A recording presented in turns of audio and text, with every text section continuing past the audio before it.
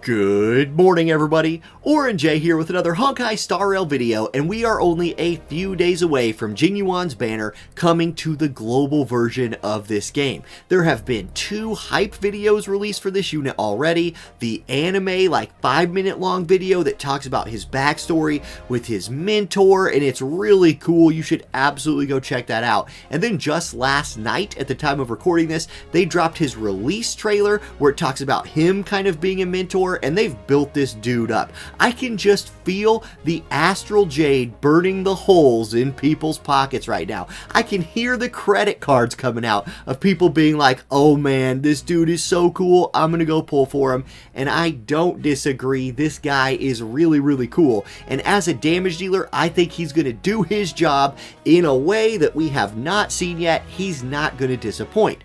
But we have the advantage, we have the global foresight, I guess, of knowing what the next 2 banners are going to be. Maybe not what order, but we know it. We know that Loucha and Silverwolf are coming down the pipe. So which one of those should you pull for? Astral Jade is not something that is flowing into our accounts. We're going to start running out. Which one should you spend yours on, or which one should you spend your money on?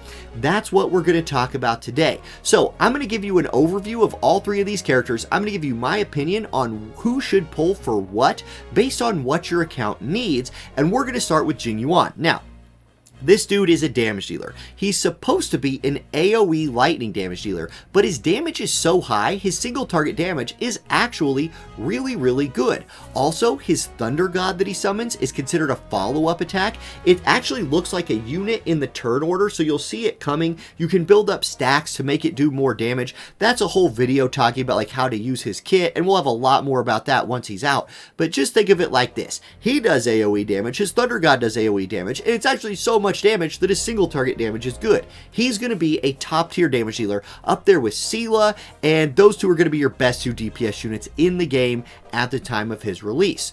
Also, because his Thunder God is a follow-up attack, it opens up some really fun playstyles in the simulated universe because you can build into that follow-up attack line. And this guy, look, if you skipped Sela and you saved for Jing Yuan, you're not going to be disappointed in him.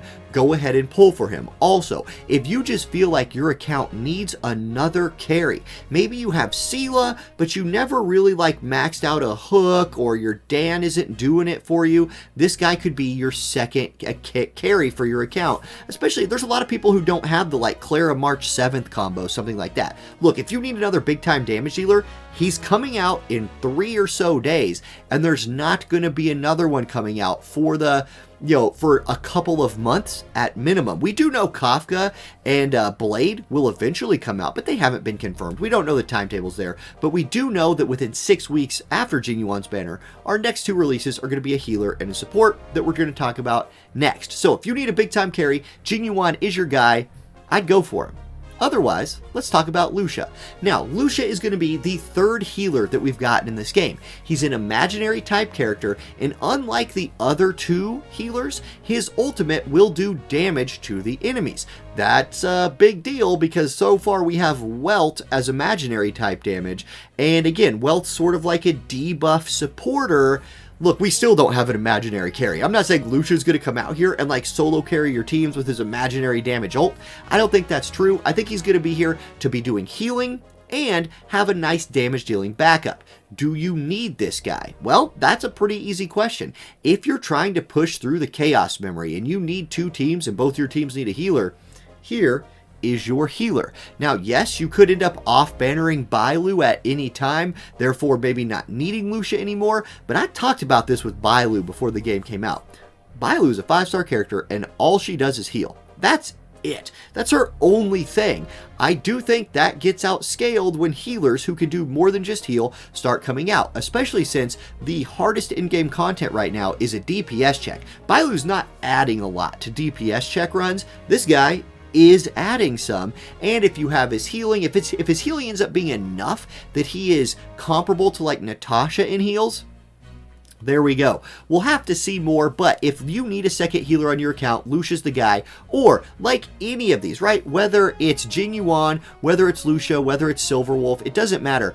If any of them look like the character where you're like, that's just the one I want. In my heart's telling me to pull for that one, go for them. It's a video game. If your favorite character's coming out, pull for them regardless of what the meta says. Okay, speaking of meta, let's talk about Silverwolf.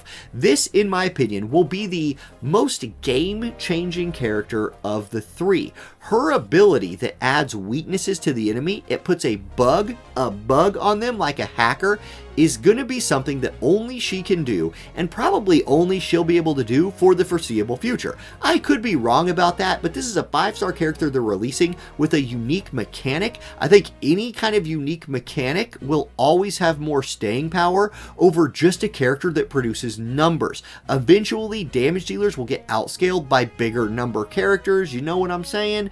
This chick can add weakness. This opens up your ability for something like a mono fire or a mono ice team to add her into the mix, have her bug the enemy to give them your mono team's weakness, and boom, there you go. Now your fire team can hurt the not fire weakness boss more effectively. That's super cool. Also, you can pair her with your big time carries. Maybe you pull Jing Yuan and Silverwolf. Well, now if Jing Yuan is in a fight and they're not lightning weak, hey, she enables him to do more damage. There is a role for that in this game with your 4-man teams. Like, the standard build is often like some kind of tank, some kind of healer, a main damage dealer, and then a 4th unit. Silverwolf to me seems like the best 4th unit option for that team composition that is out now and probably will be out for a while. So she's definitely somebody I'm going to pull for, but I'd be lying if I said I wasn't pulling for all 3 of these. I'll probably just get one copy of all of them, but we'll have to take a look, see what their eidolons are like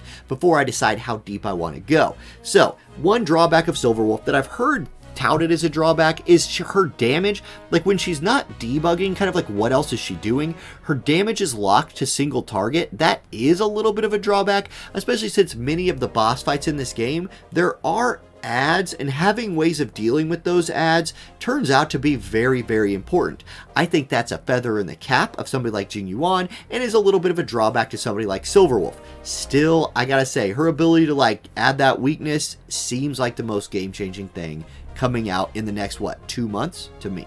So there you go, guys. That's my breakdown of the units that are coming out for Global over the next while. Pull for the one that you think fits your account the best. Good luck on your pulls. I'll be pulling for all of them live, and I'll probably be doing it on stream. So follow the channel, like the video, subscribe. It's YouTube, so subscribe to the channel. You know what? That's a thing. Why do all of the like gaming things, like a follow just means something different on different channels or different platforms? Whatever. I'm not going to go into a weird rant about what subscribe means on Twitch and subscribe means on YouTube. It's just dumb that it's not standardized. Anyway, have a great day, everybody. I'll catch you next time. Peace.